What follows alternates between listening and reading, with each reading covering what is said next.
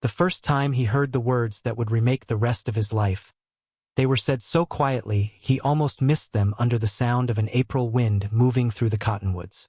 She was standing on the far side of a mended fence line, her hand resting on the top rail as if the wood itself were a witness, and her face was turned toward the mountains the way people turn toward a graveyard they have not yet learned how to visit.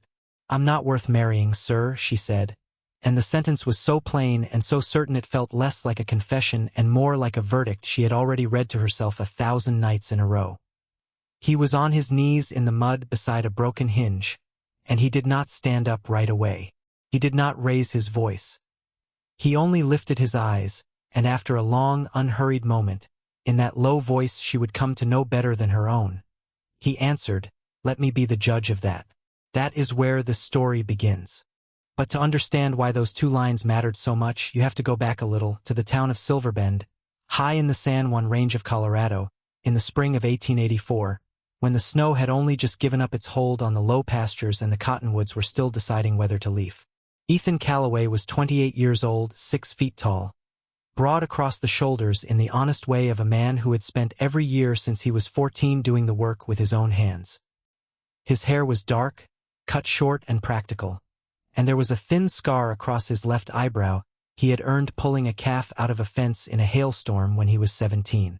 He owned 400 acres of grazing land 12 miles north of Durango, a herd of 120 head of cattle, a low log house he had built himself the summer he turned 24, and a debt of $900 to the Silverbend bank that he had almost paid down to zero.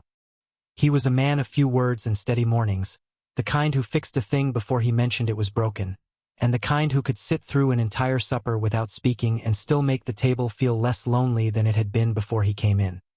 He had lost his mother to fever when he was 9 and his father to a bad horse when he was 19, and the grief had not left him. It had only, as he had once told the town doctor without meaning to sound like he was quoting anyone, learned to share the house with other things. He had built the log house himself in the summer he turned 24. He had built it modest and low, with 1 room for sleeping and 1 room for everything else, and he had left the east wall blank on purpose because he had told himself that a window on the east wall was the kind of thing a man built for someone. He had not, in the 4 years since, gotten around to it. The east wall had stayed blank. The morning light on the ranch had, for 4 full winters, arrived at his coffee cup by way of the smaller south window, and he had, without ever saying so aloud, been waiting. Clara Whitfield was 26, small in the way that hard years make women small. With brown hair she wore in a low twist and gray eyes that had a habit of looking at the floor when a stranger spoke to her. She had come to Silverbend 8 months earlier, in the September of the previous year, with a single trunk, a widow's black dress she had already begun to let out at the sleeves so she could work in it, and a letter of introduction from a preacher in Kansas she had never met. Her husband, a wheat farmer named Isaac, had been dead 2 years by then. Their child, a boy called Samuel who would have been 4 that spring, had been dead 3. She did not talk about either of them.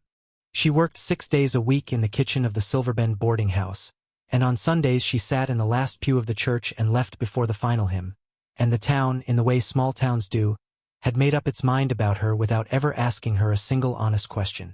She was, they said, a good worker. She was, they said, a sad woman. She was, they said, not the marrying kind, as if a woman's grief were a decision she had made against them personally. Ethan first saw her on a Tuesday in late September, though she did not see him. He had come into town for feed and salt and a length of wire, and she had been carrying a crate of empty jars from the boarding house kitchen to the wagon behind it, and she had tripped on the boardwalk and the crate had gone down and 3 of the jars had broken. She had knelt in the dust to gather what she could save, and she had not cried, and she had not looked around to see if anyone was watching. She had simply, with a patience that struck him even from across the street, picked up the pieces of what she could not fix and set them aside from the pieces of what she could. And when the boarding house owner came out to scold her, she had absorbed the scolding the way a fence post absorbs a summer storm, not moving, not answering, not asking for anything back. Ethan had watched from the doorway of the feed store for perhaps 10 seconds. Then he had gone inside and he had bought his salt, and he had not mentioned her to anyone, and he had gone home.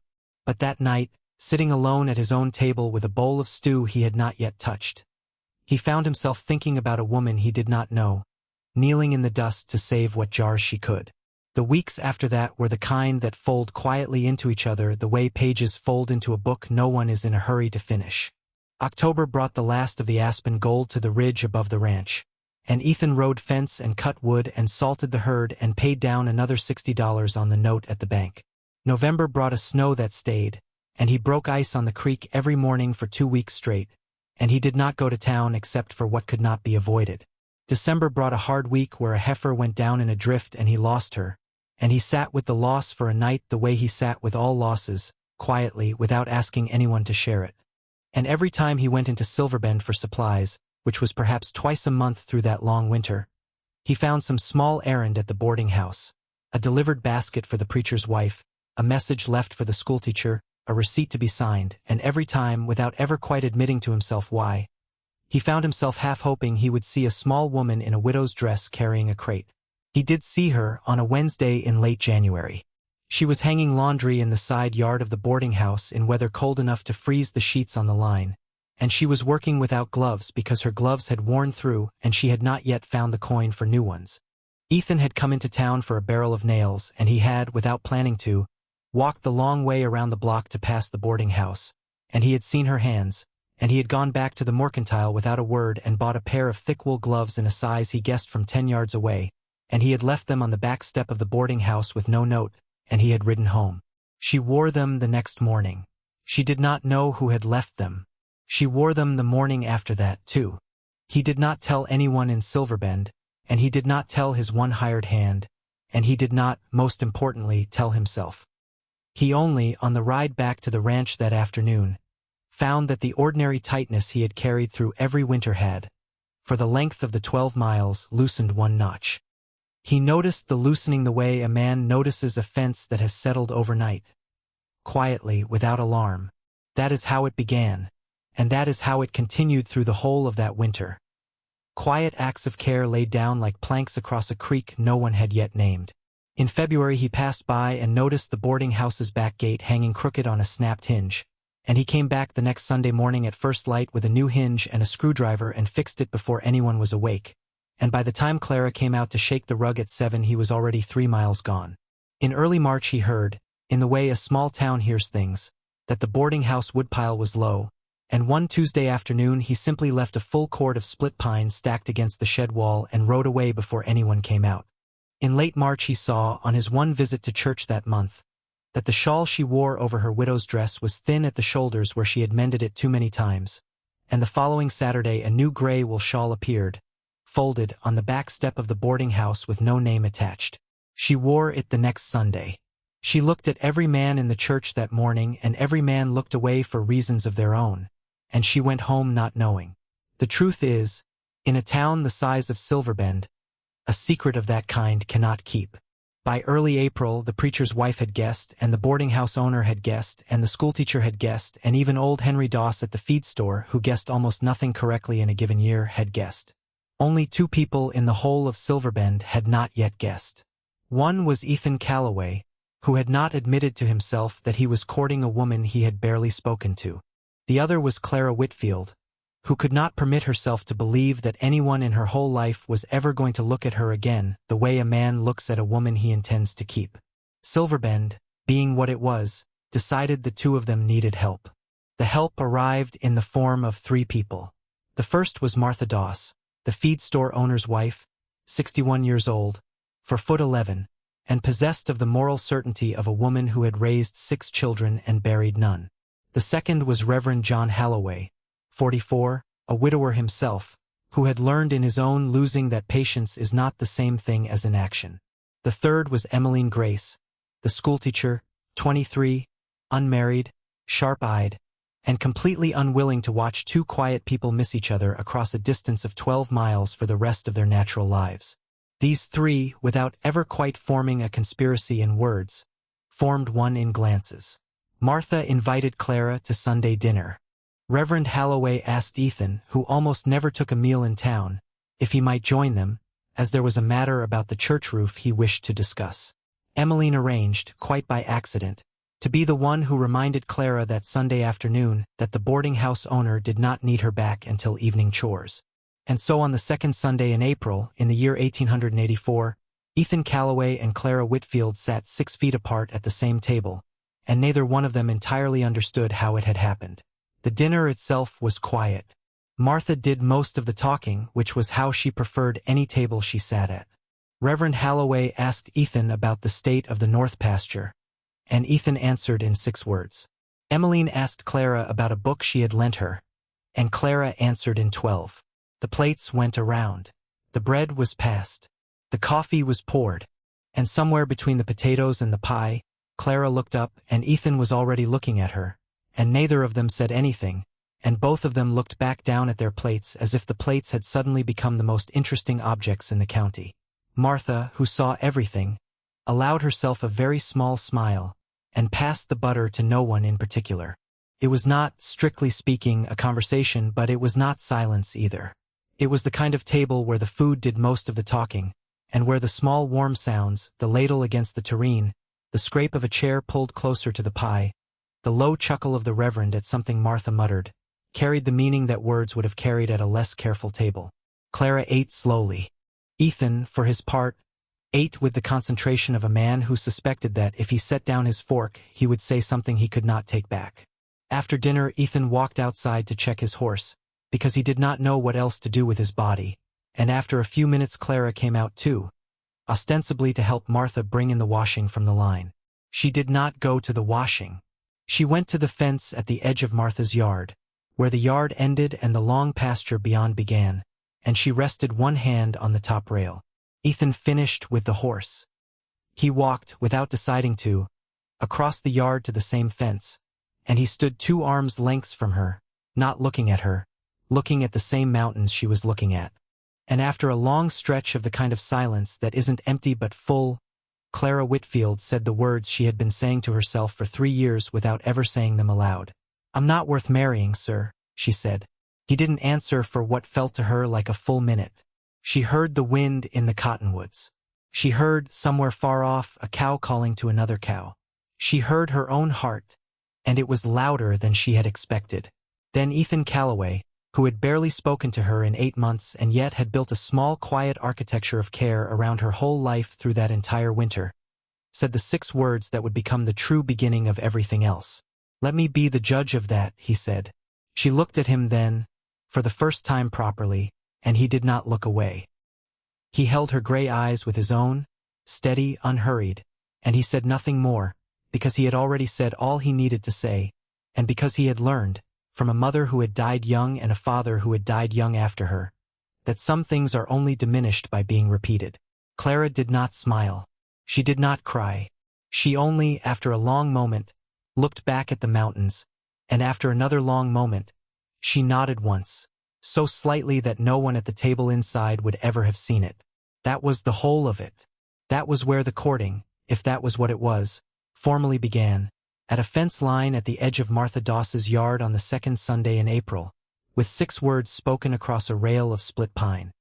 He rode back to the ranch that night in the last of the light, and he did not sing because he was not a man who sang, but he did, once, catch himself smiling at a fence post for no reason a fence post could have accounted for.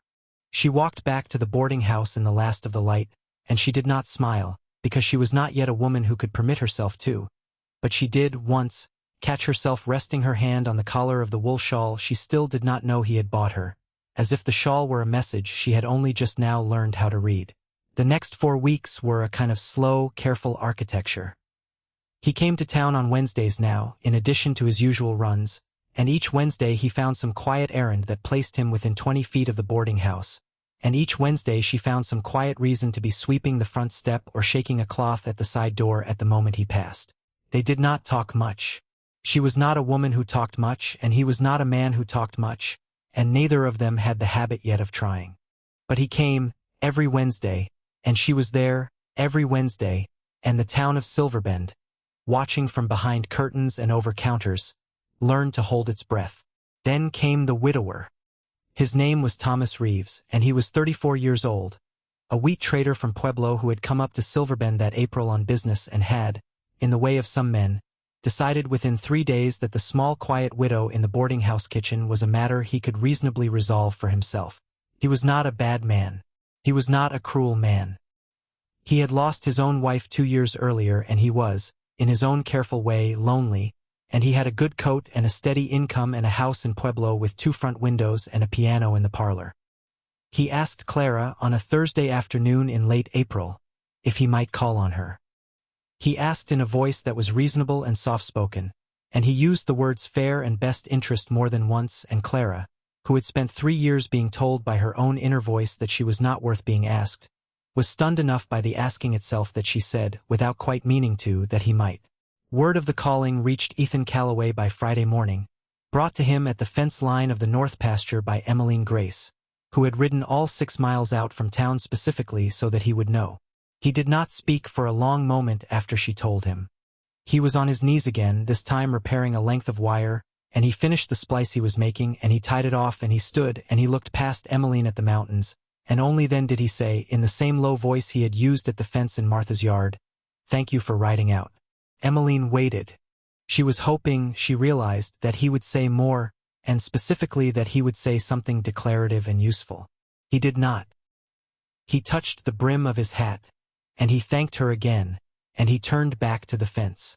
She rode back to town furious, and she did not know it yet, but she was furious in exactly the way the story required her to be. Ethan did not go to town on Wednesday of the following week. He did not go on Thursday. He did not go on Friday. On Saturday morning, at first light, he rode not into Silverbend but around it, to the small house half a mile east where Clara had taken to walking on her one afternoon off, along the creek where the willows were just beginning to leaf. He tied his horse to a cottonwood and waited. He did not know if she would come. He knew only that if she did, he would say what he had come to say, and if she did not, he would ride back to the ranch and never mention any of it again to anyone alive. She came. She had walked out along the creek every Saturday for the entire winter, though he had not known it, and she had walked out that Saturday not because she expected to find anyone but because she did not know where else to put the confusion inside her chest. She saw him standing at the creek's edge in his brown coat, and she stopped 10 feet away, and neither of them moved for a full breath. Then Ethan Calloway, who did not make speeches, made the closest thing to a speech he would make in his whole life. "I'm not a talking man," he said, and his voice was quiet, and his hands were open at his sides, and he did not step any closer. "I know it. I know what the town says about me, and I know what it says about you, and I know what a man from Pueblo can offer you that I can't. He can offer you a house with a piano and 2 front windows and a life where nobody in it remembers your losses. I can't. I can only offer you 400 acres and a log house and a fence I mend on Sundays and a life where every person you meet at church already knows what you carry. But—" He stopped there, and he looked at her, and she saw for the first time that his eyes were wet, which she had not expected, and would not, for the rest of her life, forget. "But I have been building a window on the east side of my house since March," he said. "I have been building it for 4 Sundays. I have been building it so that whoever wakes up in that room after I am done building it will have good light in the morning.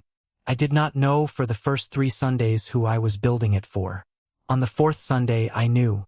And if you want that window, Clara Whitfield, it is yours. And if you don't, I will finish it anyway, because a window is a good thing and I am not sorry I built it." She did not answer for a long time. She looked at the creek. She looked at the willows. She looked at his open hands. And when she finally spoke, her voice was so quiet the creek almost drowned it. But he heard her. "I'm not worth marrying, sir," she said one more time, because it was the sentence she had been rehearsing for 3 years, and she did not yet know how to stop. "Let me be the judge of that," he said one more time, and this time she smiled.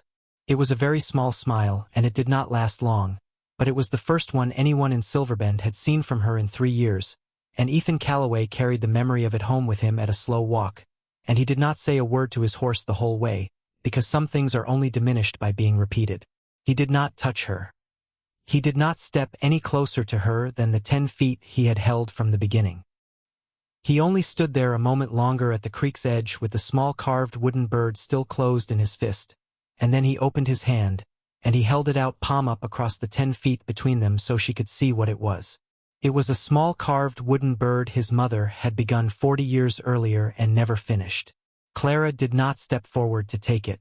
She looked at it for a long moment and she nodded once, the same small nod she had given at Martha's fence, and Ethan closed his hand around the bird again and put it in the pocket over his heart, and both of them understood, without either of them having to say so, that she had accepted it in the only way she knew how. There was still the matter of Thomas Reeves.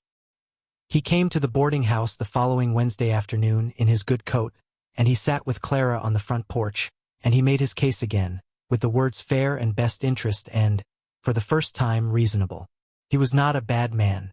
He was, in the moment, a disappointed man, and he was old enough and honest enough to know that a disappointment is not an injury. Clara listened. She did not interrupt. And when he was finished she said, without looking at the floor once, that she was grateful for his kindness and that she would not be able to accept his calling, and that she hoped he would understand. He did not, at first. He asked her, in a voice that was a little rougher than he had meant it to sound, whether she was refusing him for the rancher, and she said, quietly but without apology, that she was. He looked away then, for a long moment, and when he looked back his face had settled into the shape a good man's face settles into when he chooses dignity over grievance. Then I hope he knows what he has, Thomas Reeves said. It was one sentence more than he had planned to give her, and it cost him something to say, and Clara, who had spent 3 years believing she was worth nothing, understood in that moment that being wanted by a good man you cannot love is its own small kind of grace. He tipped his hat. He stood. He said, I wish you every happiness, Mrs. Whitfield, using her married name deliberately, honoring the woman she had been before he honored the woman she was becoming. Then he walked to his horse and he mounted and he rode south, and Silverbend never saw him again, and every person who told the story afterward told it with respect for him, which is not the small thing it sounds like. They were married on the second Sunday in June, in the small white church at the end of Silverbend's 1 Street, with Reverend Halloway officiating and Martha Doss weeping openly in the front pew and Emmeline Grace weeping quietly 2 pews behind her. Clara wore a plain gray dress she had made herself, high at the collar, long at the sleeves, buttoned neatly at the wrists, with the wool shawl Ethan had once left on the back step of the boarding house folded over her arm. Ethan wore his one clean white shirt and his father's brown coat. They spoke their vows in voices small enough that only the Reverend and each other heard, which was, both of them felt, exactly the right size for the promise being made. And when the Reverend told him he might kiss his bride, Ethan Calloway, who was not a demonstrative man, leaned down and rested his forehead against Clara's for the length of one held breath, and that was the whole of it, and every person in the church understood that they had just watched a marriage begin the way marriages ought to. The window on the east side of the log house was finished the Saturday before the wedding. It faced the sunrise, and the frame was pine, and the glass was clear, and there was, on the sill, a small vase Ethan had bought in Durango without telling anyone. On the first morning after the wedding, Clara Calloway, a name she would take 3 weeks to grow used to, and then would never let go of, woke in a room full of good light, and she lay very still for a long time, and she did not cry, but she did put her hand over her heart, and she felt it beating, and she thought, in words she did not say aloud, that maybe she had been the wrong judge all along of her own worth. The years that followed were, by any accounting, quiet years. There was a hard drought in the summer of 1886 that took 12 head of the cattle and half the wheat, and they came through it. There was a hard winter in 1888 that snowed the log house in for 11 days, and they came through that too, and Clara later said, at a supper with Martha, that she had never been less afraid of a snowstorm in her life. There was a son, born in the spring of 1887, and named Isaac after the husband who had gone before, and Samuel for the boy who had gone before him, because Ethan Calloway had been the kind of man who understood that a new life is not diminished by being asked to carry old names. There was a daughter, born in the autumn of 1889, and named Mary for Ethan's mother, and she grew up to have her father's steady hands and her mother's gray eyes. There was, one Sunday in the summer of 1892, a small pale blue vase on the sill of the east window that had come, in the mail, from a man in Pueblo who had never signed his name to the card but had written only, in a careful hand, I hope you have every happiness. Clara set it on the sill next to Ethan's vase, and she left it there for the rest of her life, and Ethan never once asked her to move it. And on the last Sunday of every April for 41 years, until the year Ethan Calloway laid down at the age of 69 in the log house he had built with his own hands and did not get up again, he and Clara walked out along the creek where the willows were leafing, and they stood at the water's edge, and they did not say much because they were not a talking family and they never had been. But every year, without fail, on that one Sunday, at that one place, Clara would rest her hand on his sleeve, and she would say, in a voice that had by then lost every trace of the shame it had once carried, "I'm not worth marrying, sir." And Ethan Calloway, whose hair had gone gray and whose scar above his left eyebrow had gone white, would answer, in the same low voice he had used at the fence in Martha's yard 41 Aprils earlier, "Let me be the judge of that." And every year, without fail, they would both smile, and they would turn back toward the log house, and the east window would be catching the morning light, and neither of them would need to say a word about any of it, because some things are only diminished by being repeated. If you have ever, even once in your life, told yourself in the quiet of your own kitchen or the quiet of your own bed that you are not worth being chosen, not worth being courted, not worth being kept, not worth being asked, then I want you to hear this. You are not the right judge of that. You have never been the right judge of that. The people who love you quietly, without announcing themselves, without needing you to perform for them, without asking anything of you except that you let them build a window on the east side of the house, those are the judges. Let them judge. Let them look you in the eye across a fence line and tell you what your worth is. And when they do, don't argue with them. Nod once. Look at the mountains. Walk home in the last of the light. That is what love looks like when it doesn't announce itself. It just quietly faces east. Thank you for staying with this story to the end. If you are watching from a small kitchen or a long drive or a room where the light isn't quite good enough, I am glad you are here. Until next time, keep riding. If the story sat with you the way it sat with me, stay a little longer. The next one is called She Asked What He Was Building in the Barn, and it is the story of a widower in the Wyoming snow who spent an entire winter building something in secret, and the neighbor woman who was brave enough on the last day of March to walk out through the drifts and ask him what it was.